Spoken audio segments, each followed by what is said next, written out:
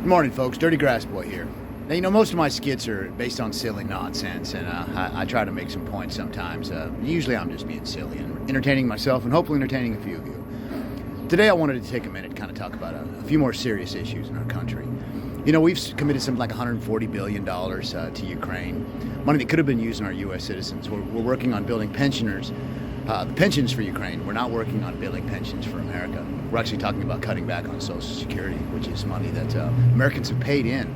Appropriations committees have taken and used that money, not paid it back. We've got multiple billionaires in this country, in excess of $150, $200 billion. It would take $20 billion estimated to host all the homeless in America. We have no manufacturing textile. We no longer process or manufacture metals. We don't build shipyards. We have no shipyards, real shipyards anymore. Our infrastructure is failing. And there are so many people that could write a check to make a difference. Bill Gates, Buffett, Bloomberg, Elon Musk. I mean, you're always out there talking about what you're doing for America. All politicians, what are you doing for the actual American citizens of America now? We're all anti-something. We're against each other. We identify as whatever we want. We get our feelings hurt, and we instead of working together, we're working to separate each other. And it's time we draw together. We're really suffering, a lot of people out in this world. And what can we do today to make a difference? Let's rebuild America's infrastructure.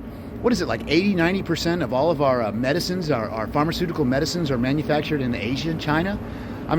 Imagine what they could do by shutting off our medical supply, just our pills, just the medical supplies that you need to make it. I'm getting to become an older guy. I don't have the health I once had.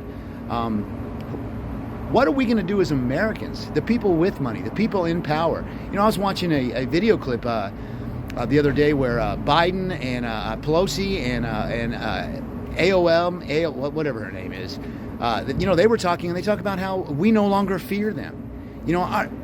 Our governors are not here to help us anymore. They're here to have us fear them. They basically tell us what we want to think, how we should work, what we should do to believe. We're no longer free-thinking individuals. We need to work together to build America.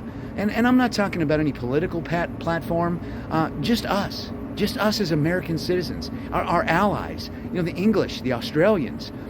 And there are many, many numerous allies and beautiful people across the world. When I started traveling to the Caribbean with my, I started really seeing things differently. I started seeing that we really have a version of freedom that's not very free. You get into some of these Caribbean countries where it really is free, where people police themselves. They have a happy life. What can we do as Americans? What can I do? And I'm not one to sit on any kind of pulpit, because I spent most of my life as a drunk, very big drunk, doing whatever I wanted. I wasn't the greatest father. I've traveled.